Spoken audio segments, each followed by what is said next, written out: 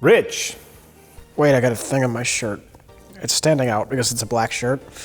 So this little piece of lint or whatever it is just, it's horrible. So Metal Gear Solid 5. That's the big game, and there's some things we should talk about. Sure. Before we get into it, our history with the series, because this is a long-running thing here. This is like the fifth game, but there've been like 20 of them, really. Yes. Personally, the last Metal Gear Solid game I played was Metal Gear Solid for the PlayStation. I had no idea you were so feminine. This is no time to try and hit on me, Snake.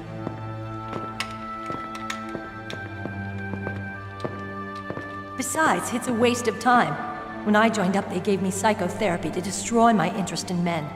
And then I played a little bit of Metal Gear Solid 2, and the story started getting a little too wacky for me. Mm-hmm. And then I kept hearing that the story got wackier and wackier, and the cutscenes got longer and longer. And so it's just been a series I've never given much thought to. But Snake, you're a hero, aren't you? I'm just a man who's good at what he does, killing. See, actually, you wouldn't know this, but I was actually a huge Metal Gear fan. When I was a wee child, that's when the original Metal Gear, actually the port of the original Metal Gear was available on the NES. And oh God, did I love that game, because it did something that games back then never did. It did stealth. Maybe a little bit poorly, but it tried, and I love that. So then I was really excited when Metal Gear Solid came out on the PlayStation. Like, oh yeah, I remember Metal Gear. I love Metal Gear. And then I played it, and I will show you my psychokinetic power. Put your controller on the floor. Put it down as flat as you can. That's good.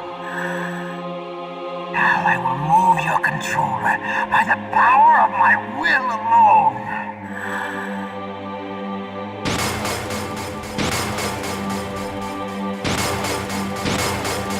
What do you think now? We know very little about the universe of Metal Gear Solid, but we're jumping in. We're jumping into Metal Gear Solid 5, and I don't think it's a lot to ask, because I think people are jumping in at this point. Mm-hmm. Mm-hmm. So let's get to the game. I'll walk around my box for a little bit. Don't mind me, I'm in a box. Ooh, a Jeep. I really do want to start this off on a positive note. I want to start off by talking about something that I really, really enjoyed, which is the gameplay. yeah. The missions. The individual missions are so satisfying and so much fun. This is the non-linear experience I always wanted out of the series, Metal Gear 5.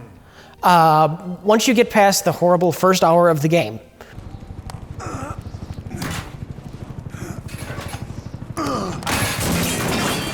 Drugs not working.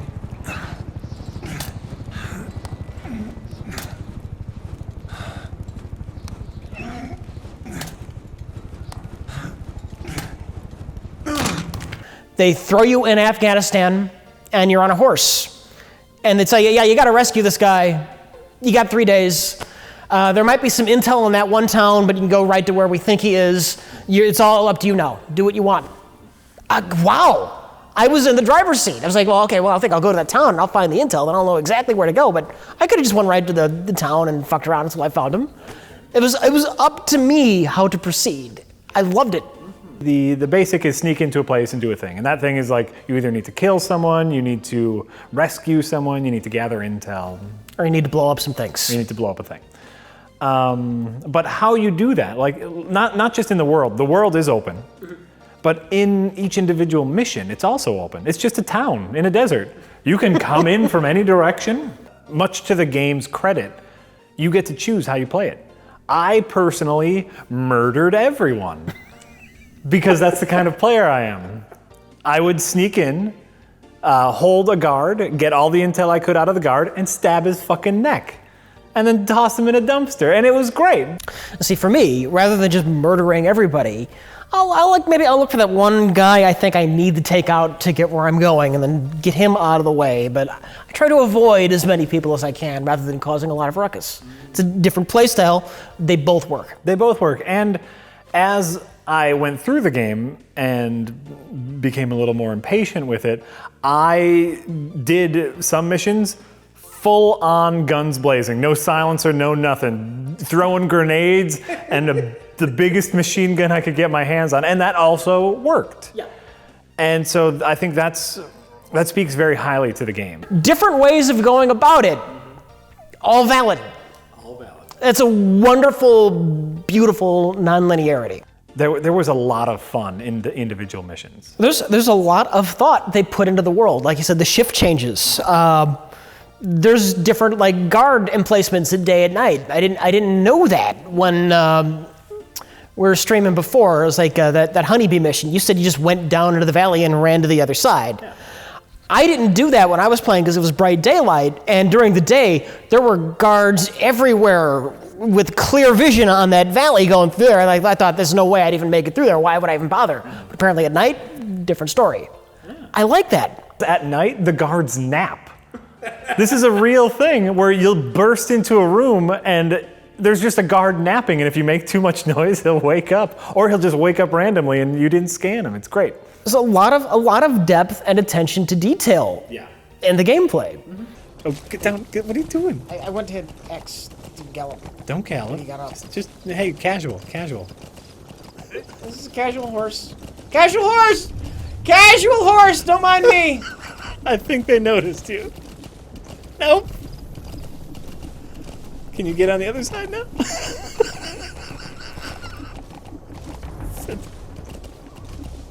Are they coming Casual back? horse! Wait, are they coming back for you? Nope. They're going away? Fuck you, that worked. Yeah. You know one of my favorite parts of the mission? And this might sound incredibly boring, but reconnaissance. Yeah. Every mission revolves around a town or an outpost or something. And so you can spend as much time as you want just looking in your binoculars, and then, once you look at someone with your binoculars, it kind of marks them on your map. Mm-hmm. The reconnaissance felt very real. It felt exactly like something a spy would do. They're not rushing into a mission. I'm gonna take my time, gonna look at where everyone is, gonna see what they're doing. It's a very nice compromise. A compromise? A compromise. Modern stealth games, ever since Arkham, it's all been about the magic vision. You turn the magic vision on and you're right where everybody is. They do that in Batman, they do that in Shadow of Mordor, they do that in a lot of games now. Yep. And for me, that takes away a lot of what makes stealth immersive. It was that tension where you might get caught at any moment. It's kind of been robbed by the magic vision. The magic X-ray goggles. The magic X-ray goggles, and this game is a nice compromise because you kind of have that magic vision, but for one, you have to earn it by focusing on that. This is something you actually do to mark a guy, and you're never sure you got everybody. So there still could be that guy you didn't know about around the corner. So there's still the tension. Oh, wait for it. You know what I hate? Mm-hmm. I will say this: the item drop. It's like making me wait for a menu option to take hold. Like item drop. I'm waiting an hour. No, that's world building. What if I need several things? Then I'm waiting here for 20 minutes? I hate that. No, that's Give me my shit now. See, this is just fucking time wasted. But anyway, did you ever do this?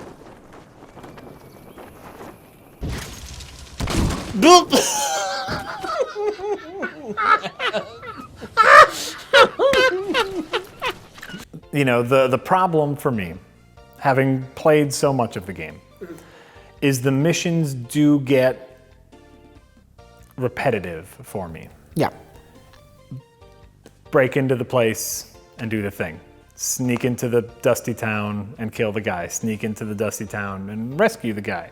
Sneak into the dusty town and kill the guy. Sneak into the dusty town so you can blow up the tank. Sneak into the African town to kill the guy. But Jack, Isn't that every game? It is every game. Super Mario Brothers in the stage 1-1, you're jumping on Goombas and going right. In World 8-3, you're jumping on Goombas and going right. Here's the difference. Okay. World and enemy variation. Mario, you're in fucking Castle Land. You're underground. You're underwater. Now you're in the dusty. You're in the plains. Also, Mario Brothers, you can beat in like an hour. Isn't it fair though to say though that in Metal Gear 5, because of the non-linear nature of the game, you can change up your playstyle if you get bored. Also, you are eventually researching and unlocking new equipment you can use. Like maybe you can develop the walking tank legs to run into a base and just shoot everything. Maybe instead of bringing your horse, you bring your dog, who does different things than the horse does, or you bring Quiet, you bring a different buddy with you. There's some ways you can shake it up, and things are different. There are, but I think eventually in any video game, as a player, you are only looking to do things the most efficient manner. And it didn't have a strong story to carry me over the repetitiveness. And it didn't have characters I cared about to carry me over the repetitiveness. I do think that is a fair complaint. Yeah, we were dogs, all right. Slinking around out of Cypher's sight. Digging up whatever kind of dirty money we could find. You name it. We did it. You see this? Diamond Dogs. Our new home. The phantom of our former selves. Don't be confused. I think you're the bad guy. The goal of the game is to raise a private military organization that will kill anyone for money. They also have a nuclear weapon. In what sane world is this a good thing? And you're the good guy, apparently. You're the protagonist, at least. And it's your job to kidnap people and force them to work for you. So my opinion on the base management, when we were streaming it, was, is this really a part of the fantasy that we want? You're the badass soldier who can take down anyone. And you're in charge of this military organization. Now handle the personnel decisions. What office is this guy working in? You know, Officer Jones has really been, he's been out sick a lot lately. You might need to collate his medical records better. So like base management, you have to allocate resources. You have to build new platforms. You have to tell soldiers what division they're going to be working in. You have to look through their personnel file to see what they're best suited for and place them in the right field, and you have to look out for personality differences between the crewmates to make sure that no one has conflicting shit. To be fair, I don't know how much attention you need to pay to that minutia. You might have a less efficient evil mercenary organization if you don't pay full attention to it. I like the way you build new equipment. You have to build up your research and development. You have to find the right people out in the field, and it just adds like an extra objective when you're trying to break that guy out of prison and you're scanning guys with your goggles. You see this one guy has got a really nice score in the research and development category once you scan him, and it's kind of a neat little thing where you might want to go out of your way to kidnap him and force him to work for you. That's the target.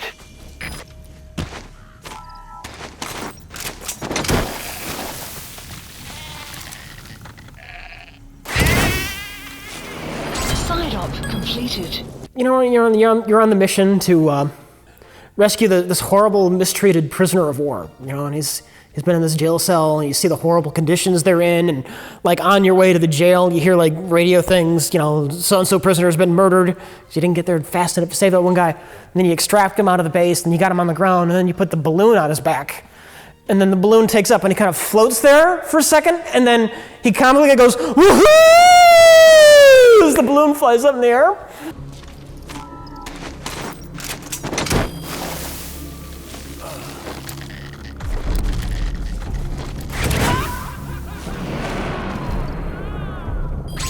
Stop completed. They literally go, wee! Okay, Snake. Now you have 3 other prisoners. If you don't get to them soon, they're gonna die.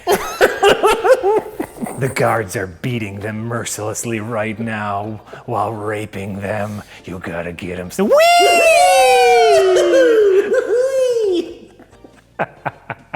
I'm rescuing Goofy.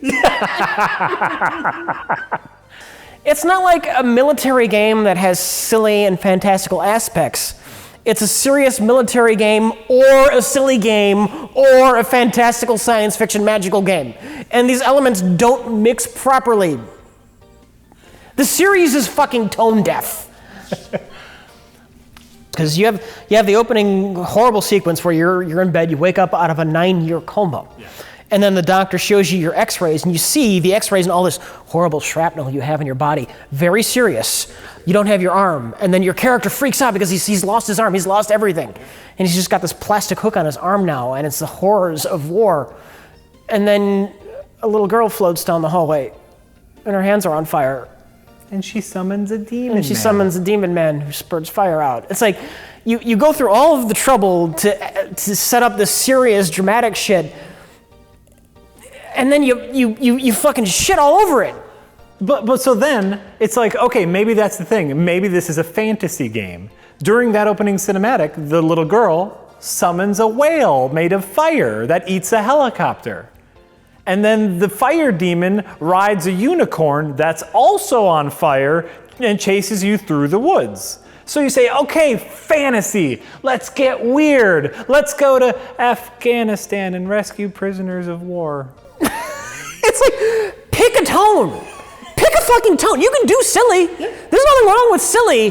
But don't do silly and then just suddenly, bam! We're realistic military. I lost my arm. Oh, the horrors of war. And unicorn! 4 years ago, the Soviets invaded Afghanistan. The Muslims are fighting back with Western support. Miller was training Mujahideen rebels when he was captured by the Soviets. In a game like this, or in any game with a strong narrative element, what is the purpose of the story? What's the purpose of a narrative in this game? To give you more context, to build a world that you can get engrossed in and absorbed into, to enrich the experience. Yeah. By grafting on some kind of story and fantastical, wonderful flavoring onto your pure gameplay. I also think that narrative elements, whether they be story or characters, can help even out gameplay issues. Mm-hmm. And this is my real problem with Metal Gear, is I think that the difficulty curve is a little too straight, and I think that the missions get a little too repetitive, and the story is batshit insane, and the characters are one-dimensional, so there's nothing compelling me to play the game more. Basically, the game is fine whenever nobody is opening their big, fat, stupid mouth. Yes. And if I actually like the world and the characters, I would probably love the game a lot more than I do. Metal Gear does this amazing thing where it is at both times bland and incomprehensibly complicated. If you look at every single individual mission, I loved it. Yeah. The reconnaissance, the sneaking, the tension in every single mission I loved. But there was just nothing compelling me to keep doing it. It exists in a vacuum because your brain has disassociated itself from the story. Exactly. You're gonna hit yourself. Jack?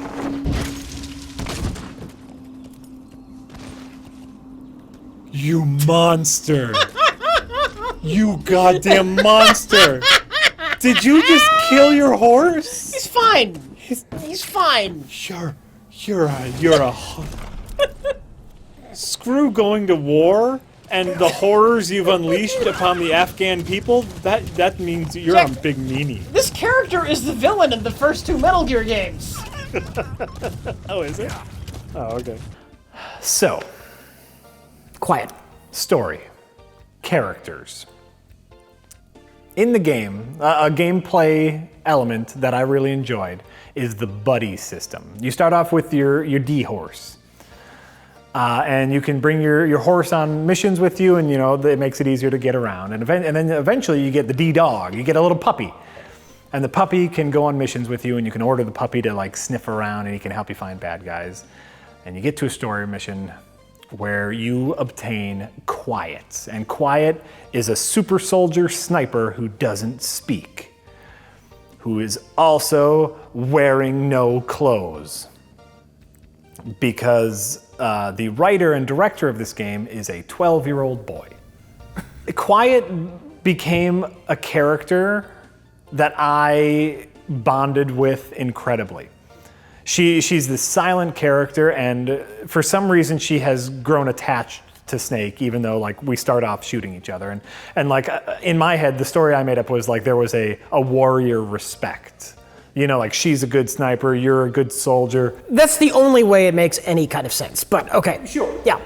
The thing with the buddies is the more missions you go on with them, the more you raise your bond level. And then the more you bond, the more weapons or stuff that you can buy for your buddy. And with Quiet, you can like order her to scout out an area. You can order her to different sniping positions. And in the game, she has your back. And character-wise, that really resonated with me. Like someone who has my back, and she does this thing because she's quiet. She doesn't speak at all. She hums softly in your ear.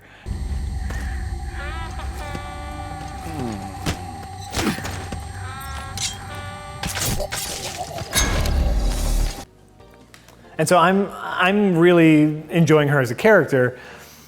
And then you have these scenes where the more you raise your bond level with her, the more sexy, erotic stuff she does around you.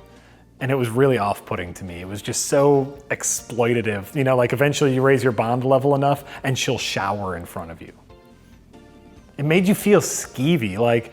But Jack, once you find out why she's nude, you'll feel terrible about what you said and thought. So the reason why she's nude is because she breathes and drinks through her skin. And so if she put clothes on, she would suffocate. And when I was a 12-year-old boy, I came up with all sorts of reasons for women to take off their clothes that made an equal amount of sense. I can understand and tolerate sex appeal. Yeah. That doesn't offend me. I'm actually more offended that they're trying to find some kind of bullshit reason to justify it. Just be honest about what it is. Don't play games. No, there's nothing wrong with a sexually positive character. There's nothing wrong with an attractive woman in your game. But once you start adding bullshit reasons like that, you're just a perv. Because you can see straight through it. Oh, God. Quiet, after you raise your bond level, is doing yoga poses in the helicopter, literally like presenting to you. And after you raise your bond level to 100%, she gets up right in front of you, the helicopter, and shakes her tits at you.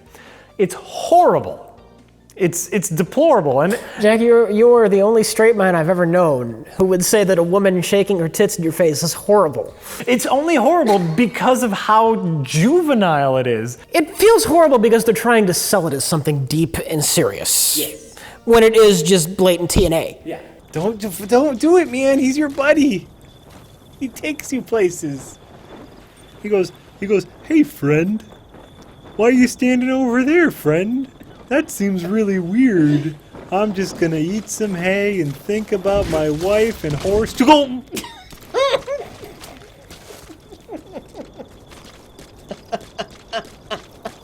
You horrible dickhead. Final thoughts? I guess we could work this into final thoughts. Whether or not I recommend this game to someone depends entirely on their bullshit tolerance capacity. Yeah. I am not going to recommend it. Okay. Because the story is so dumb that you stop paying attention to it, and then the missions get repetitive. Okay.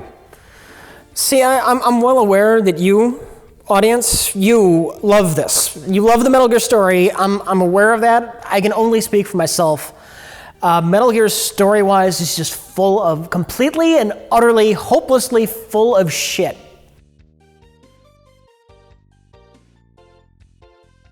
But I can, recommendations are useless because you know if you like the game or not.